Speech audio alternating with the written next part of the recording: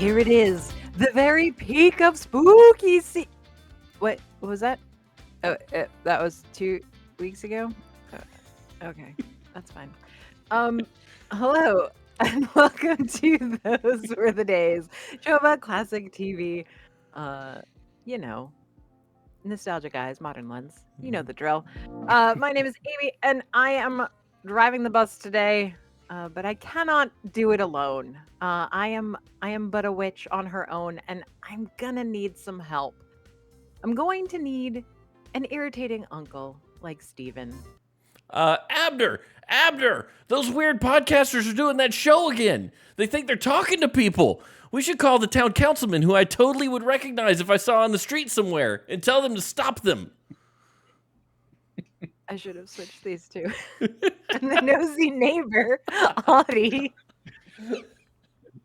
Welcome back, all you wicked witches and warlocks, all you tail-wagging werewolves, all you bat-tastic vampires. You're listening to Ghost Radio, your place with the most ghoulish music ever killed and brought back from the dead.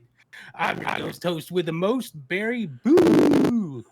Before we get back to the music, we've got a special message from a listener. Oh, it's from our old pal, Uncle Arthur, who wrote in, "Hey, Bear, my sister-in-law is throwing her annual Halloween party over at her daughter's house this year. Absolutely shouldn't miss it.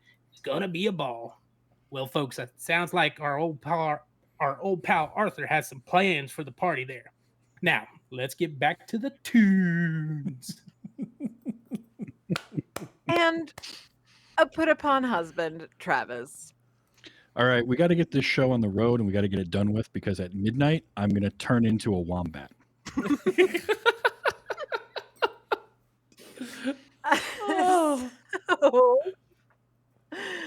Wow.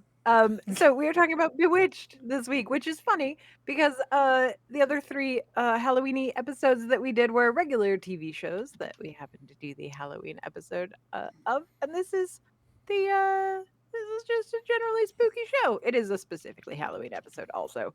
But that was largely because it has Uncle Arthur in it. As we're talking about season 3, episode 7, Twitch or Treat. This is everyone's favorite domestic witch, Samantha. Big hero of mine as a kid. I loved this show. I really did. I have very fond memories of this show. How about you guys? He'll be blinked. back. Audie's coming back. Yeah. Don't worry. He had to get to the ballpark. Yeah. Well, I'll take away this awkward moment where Audie left to tell you how my Bewitched experience was. I loved Bewitched. It was a great show for me as a kid. It was a Nick at Night staple there for a little while. I think for a while they had it like Bewitched, I Dream a Genie, and they were like both together because they're completely different plots, which is the weird. I don't know why they paired them together. Like they're obviously very different. But the funny thing is, I remember primarily black and white episodes of Bewitched. Because this is one of those shows that it broke into color at some point. It was black and white for a long time, and then it became color. And these color episodes, to me, feel like disjointed to my classic memories of this show, just because I don't remember watching that much. And I was actually shocked to see Dick York playing Darren as one of the most famous actor switches of all time. Was Darren gets changed completely to a different person sometime after they go to color. I thought it was always like Darren was in black and white was Dick York, and Darren in color is Dick Sargent.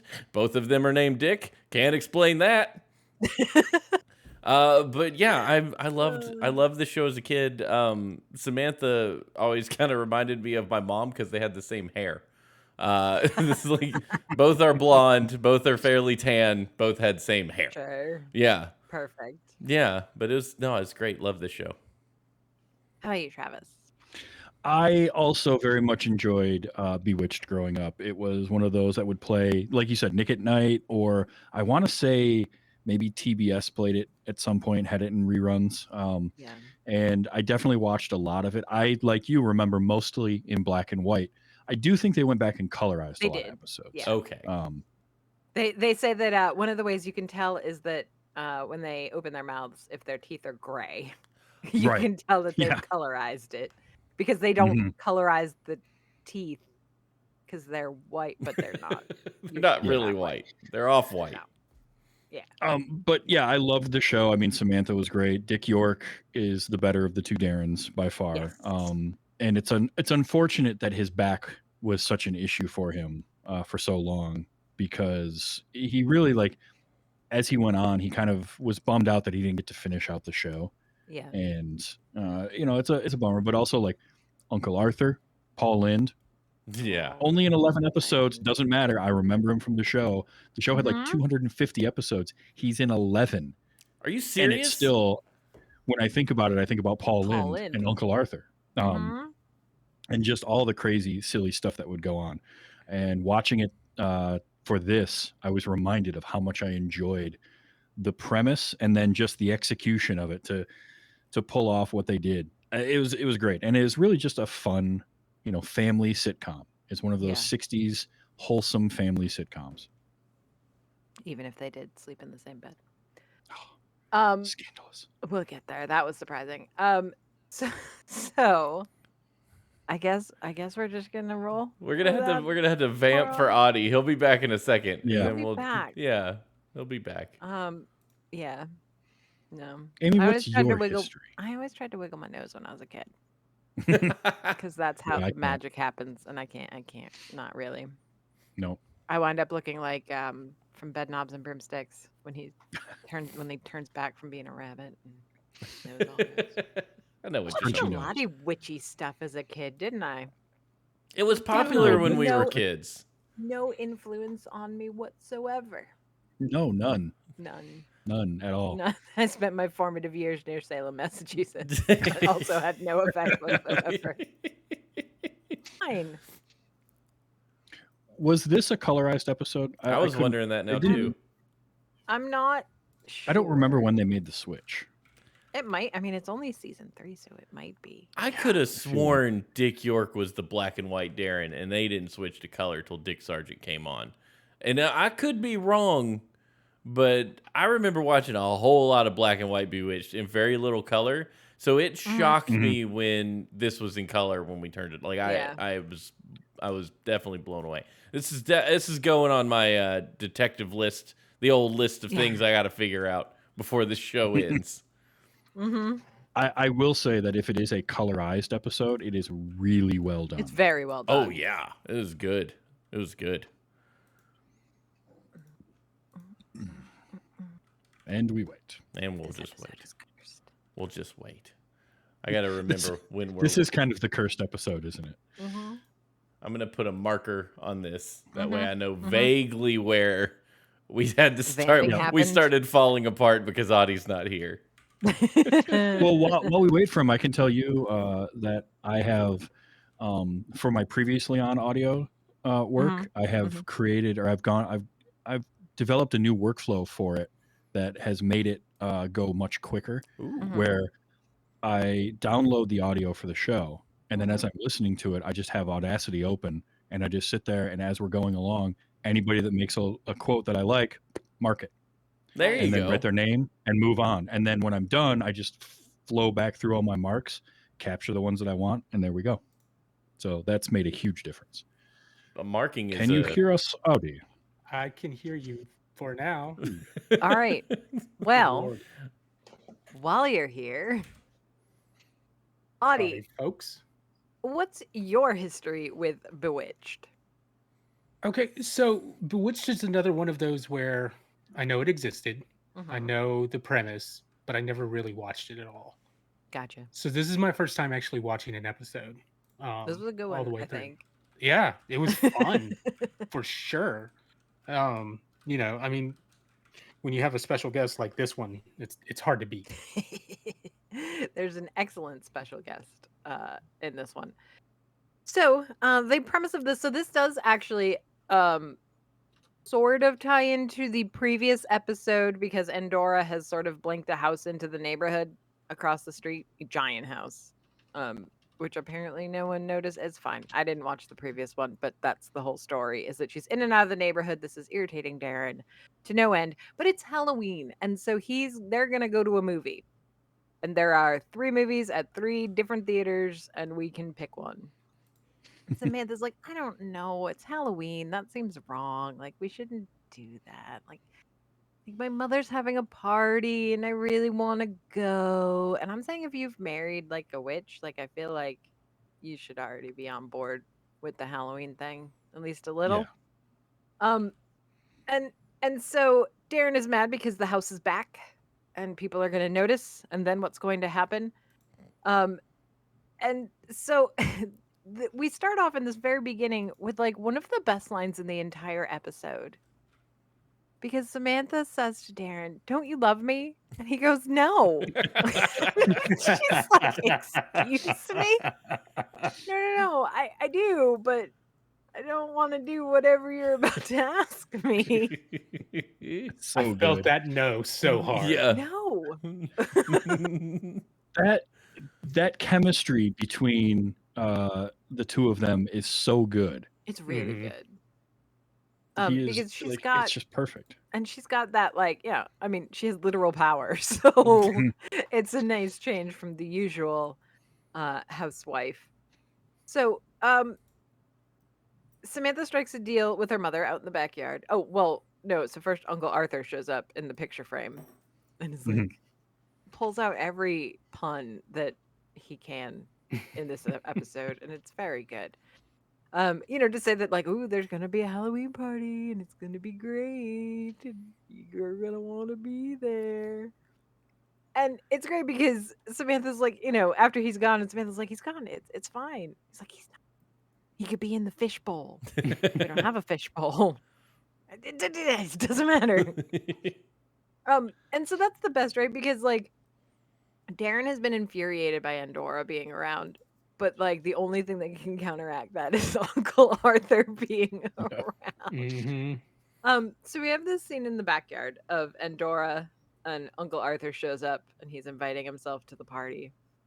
And so Samantha strikes a deal like, listen, well, I believe it's Endora's idea, but it's like, we'll get rid of the house, but we'll have the party here. Mhm. And she redecorates interestingly. Mhm. It kind of looks like the inside of Jeannie's bottle a little. It kind What? of, yeah, actually. But little how? That statue is the fountain is something else. But it's very like I don't know that it's what I would have pictured for Halloween. The No. water No. water is basically just spraying directly at the statue with no Yeah. arches or anything. It's just the most No. hastily prepared sprinkler system I've ever It's a seen hula on a piece of hula art. with a hose attached. Yes. It's Very not good. working. No. So Darren comes home and Samantha meets him at the door. She's like, "Oh, I love you so much. Let me give you smooches." He's like, "The neighbors." And they are watching. Oh, they're watching. They're always watching. Gladys is watching. Mm-hmm. And so she's like, "Listen, so the house is gone. You can see the house is gone. So like what if we did something nice for my mother because the house is gone? So what if she had the party here and also she already decorated it? And I love you so much." Which I have a question because didn't Darren leave to go tell Endora to get rid of the house? Wasn't I that the think he purpose for him did. leaving, or did he I just go think to so. work? Because he yeah. came back and is like, "Yeah, I can see the house isn't there anymore," but like he had nothing to do with that. So where No. did he go? Did he just went like to the go pub. for a He sandwich? Yeah. just Yeah. needed, he just needed 10 minutes. to Bourbon, stop. bourbon and cigars. That's how he's surviving with the boys. That's fair. So all right, so the party's gonna be at Samantha's. The Uncle Arthur has invited himself. Well, now and that it's at so Samantha's house, though, he's invited. he's She invited said so. because she invited him. Yes. Because Oh, and I love the line he said about the decorating of it. He's Mhm. like, "And Dora, you Yeah. decorate the same way you do everything else. It's super, stupendous, glorious, bad taste." I wrote that down too. I thought that was amazing, and I want it on a It's T-shirt. amazing. Yes. I want, those are life goals, honestly. Yeah. So, we do have across the street, we have the nosy neighbor, Gladys Kravitz, whose husband believes none of this, and that's Of course not. fine.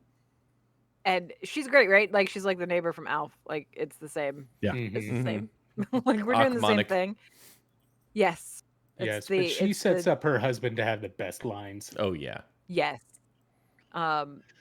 There's another great line about her also that we'll get to in a hot second.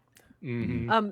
So now so we get to the night of the party, and I'm gonna go ahead and say subdued Yeah. for a Yeah. bunch of magical people. Mm-hmm. They're just For- having for a party cocktails. full They're all of- dressed. Yeah. Witches and warlocks all in their tuxes and evening gowns. Mm-hmm. I would say, like, let me tell you, you could take Samantha out of this episode and put her into like any show like that takes place right now, and you would not notice. Mm-mm. Like, Oh, she was like I guess timeless is probably the correct term. But It's the Yeah. little black dress. I mean, yeah, she's wearing the little Mhm. black dress. The little black Yeah. dress has existed since the beginning of Forever. time. You know? yeah, yep.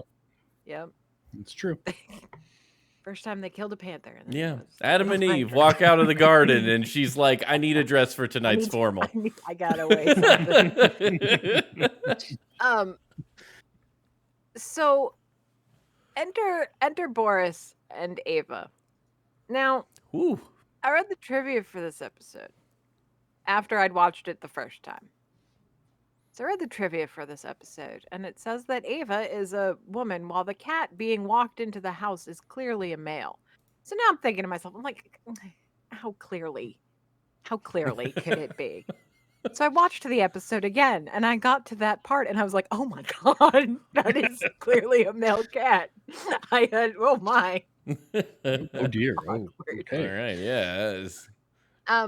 And So yet, Boris is kind of your like standard issue warlock guy. He's got a cape. He's got his familiar Ava, who turns into a woman, and she will get to be a woman until midnight. Mm-hmm. Great. mm-hmm.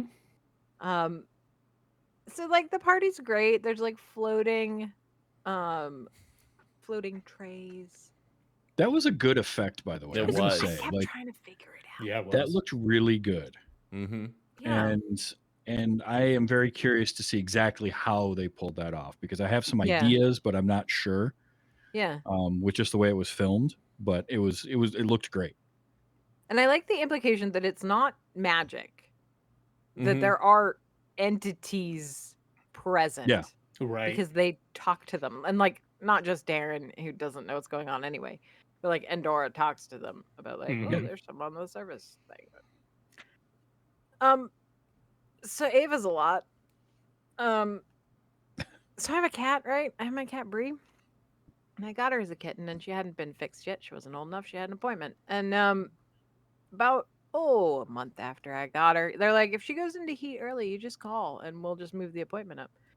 So yeah, about a month into having this cat, she just goes full crazy and is just like loving on every object in the house and just crying pitifully. And I watched Ava in this episode, and I said, "Yes, I understand this. I've seen this before. I am familiar with this behavior." Darren doesn't entirely mind though, and No, not really. he's like, I mean, in his defense, he didn't want to be at this party in the No. first place. Right. He wants none of this. Uncle Arthur is just irritating all of the time. At one point, he's listing last year's party, which was clearly in a swamp. Mm-hmm. And so he's just listing in detail all of the not food that they had. Boiled tree fungus with peppered fish fat, sea urchins with bordelaise sauce, second course boiled ostrich with sweet and sour sauce. Okay, yeah, I wrote it down because it was boil just too ostrich, much. it's gonna get tough. What do you fit? Did Mhm. he make that up, or did they write all that down? Like that feels like somebody just standing there making up junk. But I don't know how good Paul Yeah. Lynde was in that department. I'm not sure. Yeah, If I don't you know. listen, if you ever watched Hollywood Squares, you know how good he is at improv. Okay. That's He true. made all that up. He probably, he just threw it He out there. absolutely made that up. Yeah. I'm sure every take was something different. Yeah, oh, Right. yeah. Ava's a very amorous dancer. That's fine. One way to put Just it. doing a move. Just move. You just move. Mm-hmm. Great. Meanwhile, So across then the Darren street. does just move. Oh, he but does. He does. It looks like he's having a seizure. He does. It's very Elaine type dancing. when Darren gets going. Yeah, little Yeah. kicks. And Samantha comes over. I think ultimately not because of Ava, but just because like, please just stop. Please make it stop. I would she like had to the- still love you by the end. She had the look of a woman that knows her husband is not going to get in trouble, but just is like, Right. oh, geez, I've got to go help Mhm. I him. can't. I can't. Like, not threatened at all by Ava, just like, oh, geez, I got to go save him from himself. Yeah. Yeah. Mhm. So meanwhile across the street, Gladys at the window flipping out about everything, flipping out because people have vanished through the door, flipping out because a cat turned into a lady. She's called the police department, she's called the fire department, she's called animal control. Who's she gonna call now? Yeah, her councilman. Can I share a story about Gladys real quick? I use this Yes. Gladys Kravis thing a lot in the neighborhood in conversation, like when I'm talking to somebody. And it wasn't like maybe 6 months ago. My neighbor lives next door. Some new folks moved in across the street, and he drives up, and I'm working in the yard, and he says, "Hey, what's the story on the new neighbors?" I said, "What do I look like, Gladys Kravitz? Like, I'm not staring over there." And he stares at me for a beat, and he goes, "How old are you?" So that is exactly why I do this show. That's all I'm saying. Yeah. Yeah. And your answer is Fantastic. physically or in Yeah, my I'm like, soul? what do you Yeah, mean? I'm about yeah. 80 roughly on the inside. Yeah. And TV years. Yeah. And the really funny thing is that's a thing, but Gladys is only in like 50 something episodes. She's in like a fifth of the episodes of the series, but it was so memorable, kind of like with Paul Lynde, Yeah. that a Gladys Kravitz became the nosy neighbor. That's Yeah. brilliant. And again, I love her husband in this episode. When she's first making the call, she's like, Gladys, how many people do you need to tell you're crazy? She calls Councilman Green as the head of his neighborhood re-election committee, and her husband is like, crazy, but shrewd. Yeah. It's really good. So Councilman shows up with his campaign manager, and he's like, I don't know what we're doing here. She's just a kook. And then it's fitting. This is where it becomes fitting for, for the times that we are in the Holy some things crap, never yes. change department. And he says, if there's one thing you should learn about American politics, it's that kooks vote. A flippin' man. Good Lord. That line boy. was so good. And so it's like Mhm. there's this party over there, and it's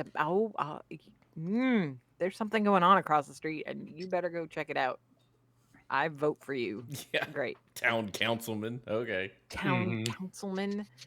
So they're gonna go across the street. But before they go, the his campaign manager has him put in a call to the newspaper.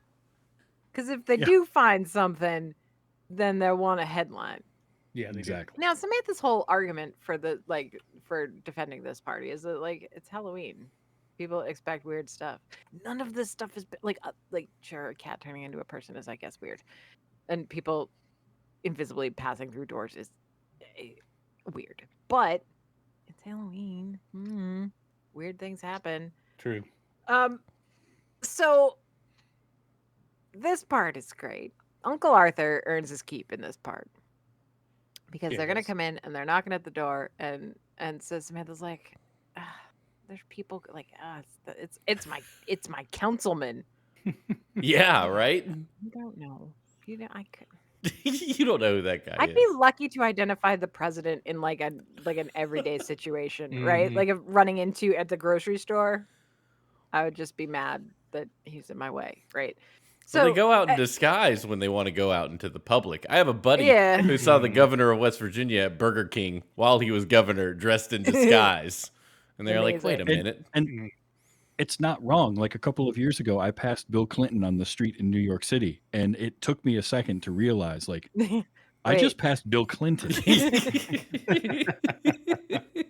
What is That's happening? weird. That's weird. It's just weird. And again, So- the councilman and his campaign manager, they see a person going through the door. He's like, "Did you see that?" And his councilman's like, and his campaign manager's like, "No. And if you know what's good for you, neither did you." Mhm. There's a Frasier episode about that sort of thing, and Mhm. it's very good. Yeah. So, Uncle Arthur's gonna take care of this. They open the councilman and his campaign manager open the door and blink right out the back door. They're like, This is the "That was best the gag. thinnest house I've It ever was been bad. through." And It's they play such it so hard, this it's gag. such a silly and dumb gag, and it's done to perfection. So good. It's Absolutely. I highlighted loved it. by it's highlighted by Samantha and Uncle Arthur just like giggling about it in the Yeah. living room. Mhm. That's the best. That is the best part because like the gag itself is great. Then getting the reactions just pushes it over the top of like that's brilliant. So they try to go in and out of the house a couple of times, it doesn't work. So then they're like, we're gonna go in the window. And we're gonna Perfect. go out the window. Now, now here's the thing, right? Like Gladys isn't the only one on this street that's looking out a window. So now you've just seen your counselor climbing into your very nice neighbor Samantha and Darren's living room window. Yep. But I'm sure it's fine. So then they're out the back again. And like they finally give up and they go, so the councilman has another great line and he goes, "I'm gonna deal with this problem the same way I've dealt with all the other problems in this town. Gonna ignore it. Let's go." I won't say anything if you don't. Hmm. And just shake And- hands. And that gag was great, and that was actually my second favorite moment of Uncle Arthur using his magic because he does the same thing earlier to Gladys when Gladys comes up to the door. Mhm. She's knocking on the door. Oh yeah. And he transports her back to her own house. But it's what I loved about it is her husband opens up the door. Yes. Says, "What are you doing here? I live here. Live here. Now ask me why." I can't believe I forgot that. Just deadpan as all. Now ask me why. And that's the end of the scene. And I lost it. I lost it. It was so Yo. good. It works because it's such a juvenile display of what you would do with magic if you had it. You know, it's just such Yeah. like Mhm. if two Yeah. 6-year-olds had the ability to screw with people, this is the kind Yeah. of thing they would do. There's one other interesting guest at the party, besides Boris and Ava. And it's Willie Mays. Yeah. Well, Yeah, man. apparently Willie That was Mays did a hilarious. lot of sitcom appearances. But yeah, so Willie Mays is a witch. That's cool. And so That then he's felt- like, That Go. felt very much like a Men in Black joke done this time period. Just, Yeah. you know, Yeah. like, oh, this person happens to be magic. Really? "Lee?" Yeah. Well, the and way it's he a hits it's the a great ball. way to put it across too, because like Samantha's, saying hi to him and Darren has to do the double take. He's like, Yeah. that's Willie Mays. Wait, what's it? And she's like, the way he hits home runs. Mm-hmm. Yeah. Duh. And it's so great. Now, the other cool thing about that is, as a baseball fan, I know that that's a coup for a television show to get Willie Mays because he was a San Francisco Giant. Mm-hmm. They are the arch rivals of the LA Dodgers. Ooh. So to bring him down from San Francisco to be in your LA TV show, oh, that's big stuff. Yeah. And then he's like, "Well, I gotta get to the ballpark. It's Halloween, my dude. There's like the trivia Yeah, was like baseball. they didn't make it to the playoffs that year. The playoffs don't go.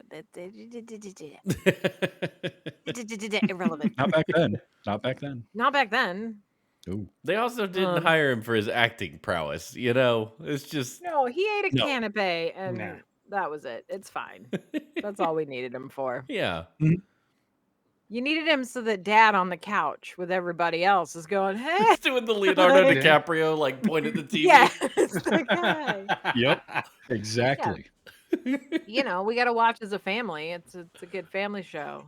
But Dad is Mhm. definitely reading the paper. But That's there's Willie with Mays. It's pipe fun. out his mouth, you know. Yeah, Mhm. just bend down the What? top of the paper. Wait, Willie Mays is Willie on Mays. TV? You know. So the party.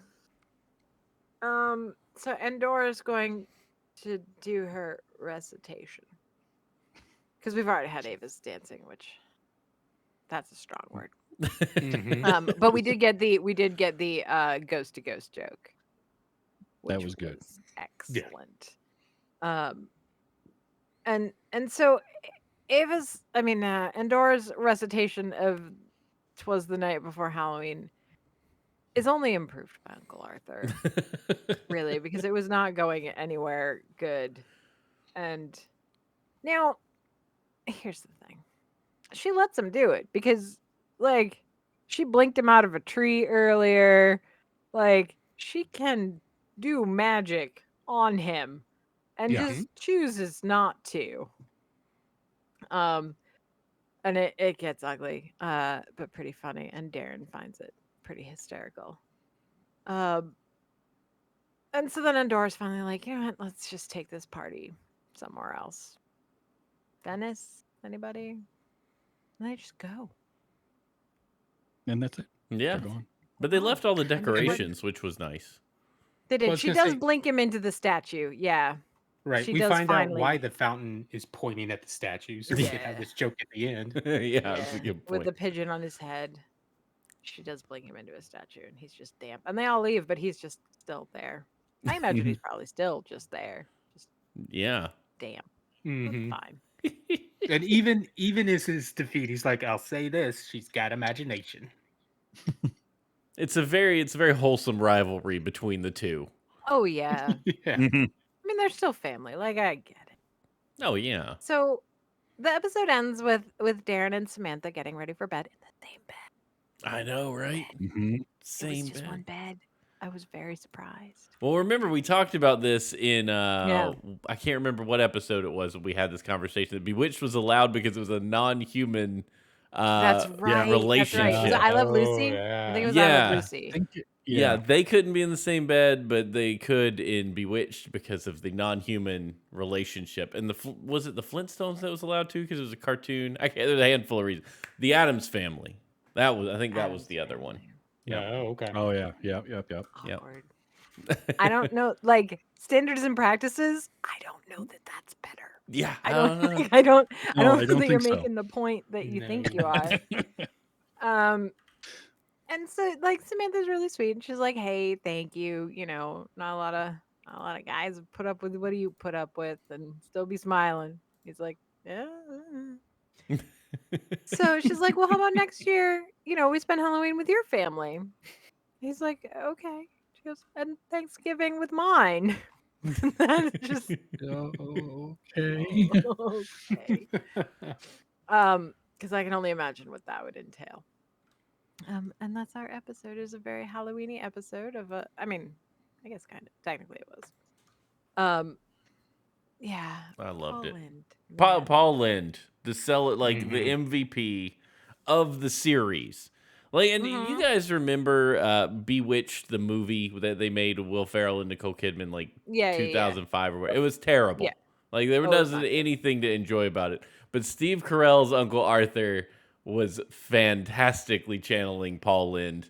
I was gonna actually, yeah, Steve Carell, Paul Lind. I see that. That Yeah. works actually. Nice. Yeah, now It that I'm thinking worked. about it. It worked. The entire movie was a disaster, but that alone, I was because he at one point pops in the car with Will Ferrell's character and does that laugh that Paul Lind has, that thing, Nice. and it was just I'm like, dude is possessed by Paul Lind right now. This is amazing. I don't know if Paul See, Lind having was no dead, connection- but still. Having no connection to the show, I didn't care about the movie at all and never bothered anything. And when I read the synopsis of it, I was like, after watching this episode, I was like, are you kidding me? I'm offended now after all these years. Like, holy crap.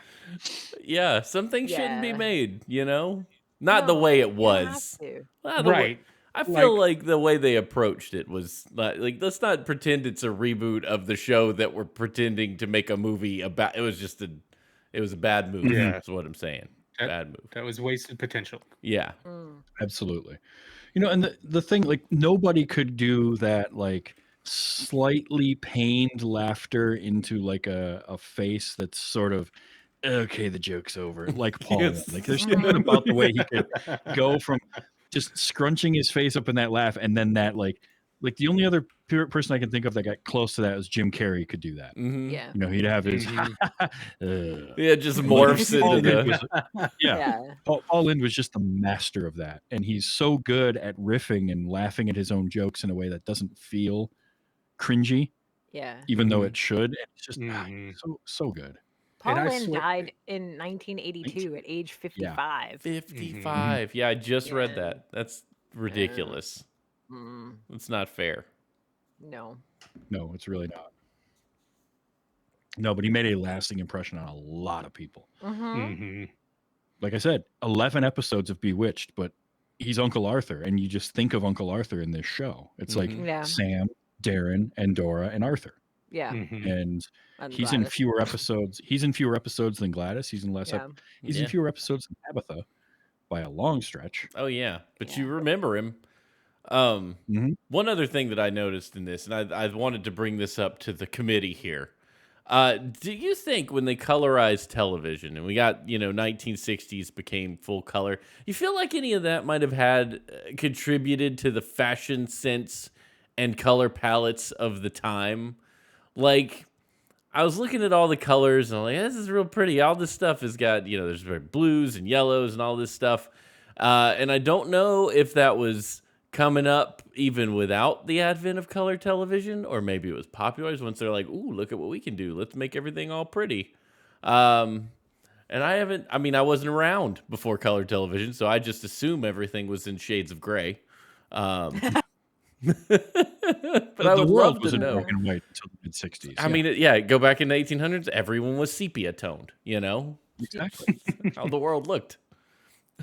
Well, I wonder how much of the color of whatever they were wearing at the time for black and white mattered more than trying to match whatever fashion thing was going on. That's a good point.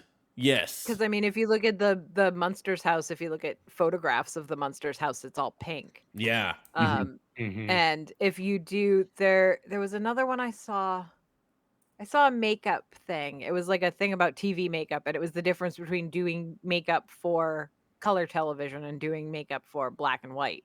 And it's almost like the difference of doing for theater. You know what I mean? Like, it's all about value. You need to see people from a distance at the theater, so makeup is much more pronounced. Right. It was And similar so it's to like a thing similar. I saw a thing on The Hobbit when they were first working on those Hobbit movies, and they were shooting it all 3D stereoscopic. And it was Peter Jackson on set in like the Mirkwood forest, which is, it's Mirkwood, it's dark, it's dingy, it's nasty. And this was like an LSD Technicolor just explosion because the way they had to shoot everything in order to get the color right in the 3D. And it's like peeking behind the camera. It looked like a laser tag arena. Yeah. Yeah. And high frame rates too. And stuff like that. Yeah. Yeah. Oh, that too. Yeah. Yeah, because they shot that in high frame rates, and I remember the costumers talking about Bilbo's coat and the designs on it. They're like, we've never had to shoot against high frames before, and this is changing everything we know about costuming in a movie. Yeah. And I had never considered. It's like you go back and look at some movies, if they're wearing somebody's wearing like a tight plaid or something, and because the interlacing on the TV, their jacket moves real stupid. It's like you had to consider things that you think, oh, design costumes, great. Design costumes for film, whole different animal. All right, so I had to go back and look up color TV. Sure. So the NTSC color standard was proclaimed in 1953.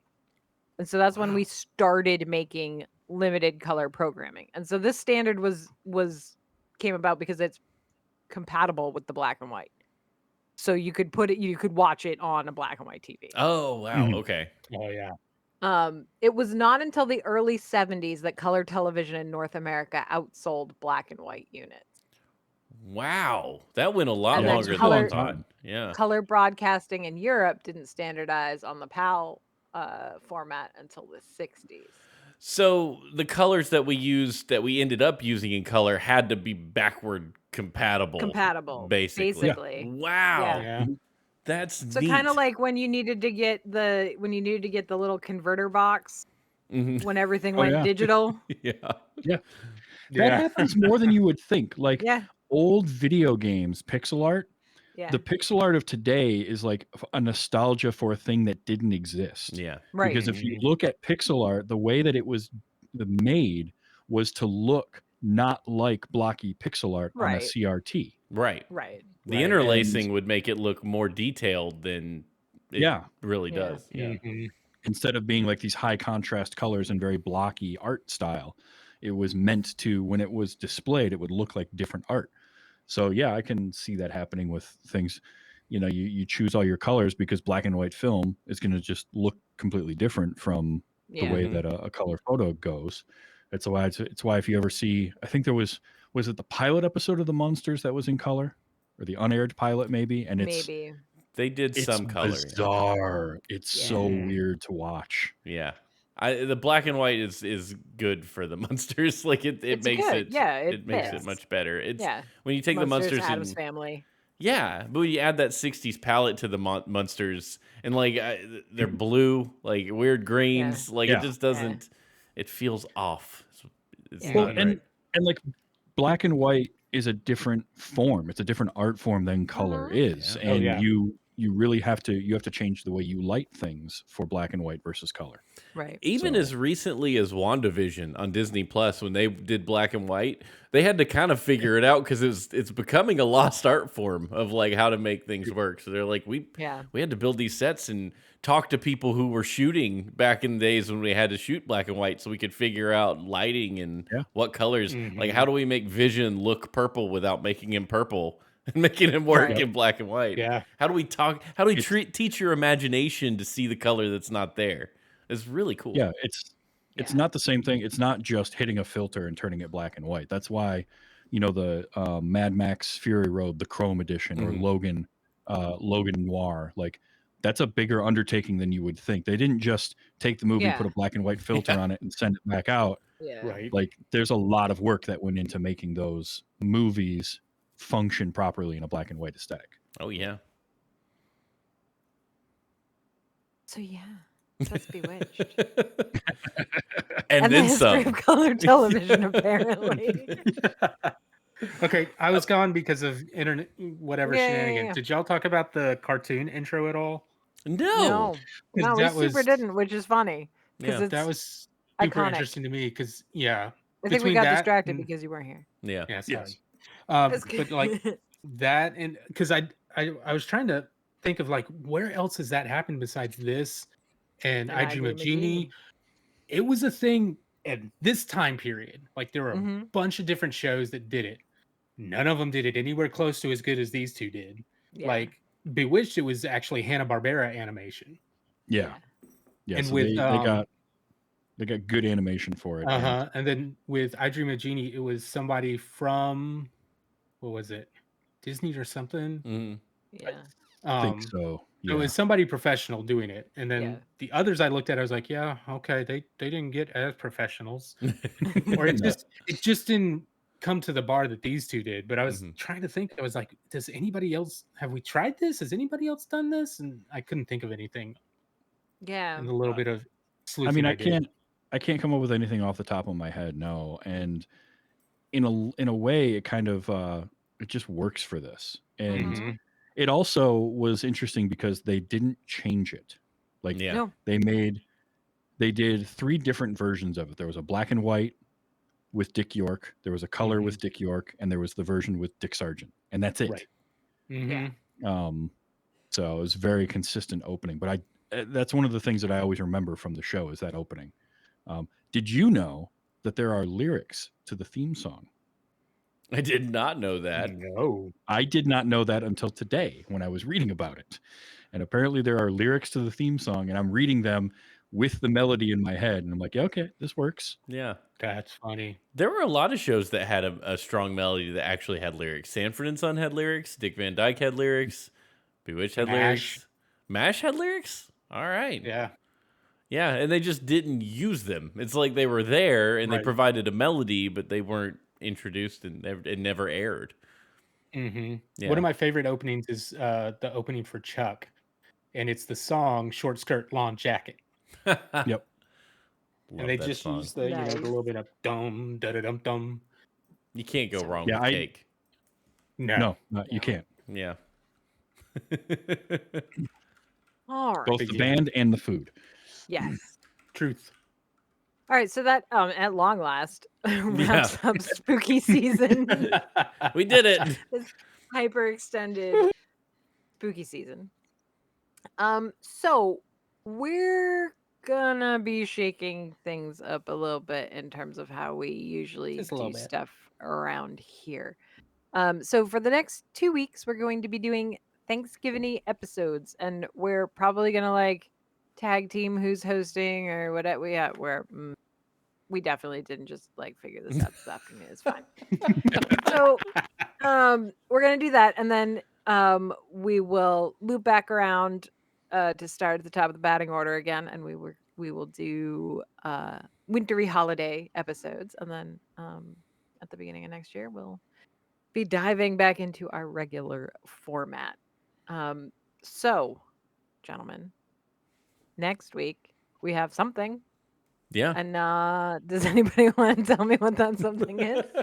I'm gonna make the call right Do here. it. Next Do it. week we are watching one of the most famous Thanksgiving episodes of a show ever, and it is WKRP in Cincinnati, The Turkey Drop. All We're right. gonna watch that Yeah. one, and I watched a little bit of it earlier today, and we're in for a treat. Oh, I'm so excited. Let me tell you. WKRP. There's a name I haven't heard in a long Yeah. time. Mhm. Mhm. I remember So it, that'll though. be that's next week.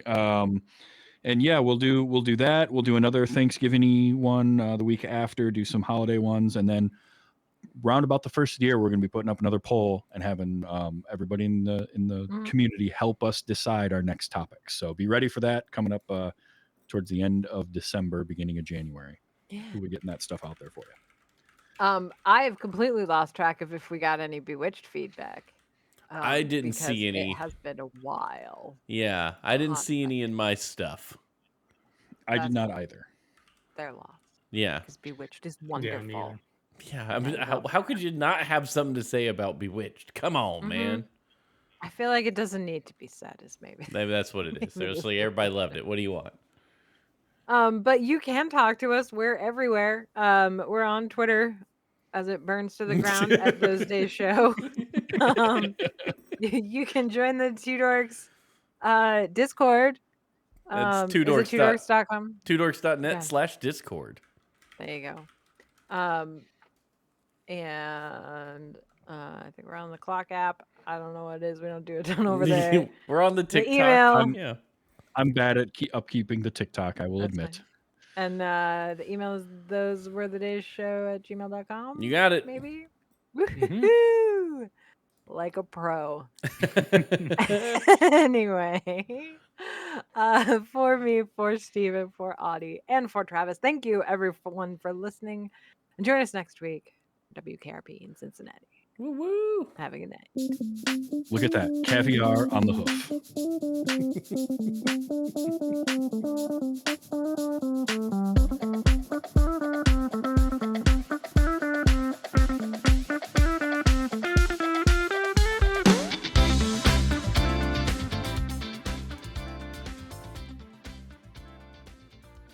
Hey, you guys, do me a favor and keep recording for a second. I want to get clap again since Audie broke in the middle. Okay. I stopped.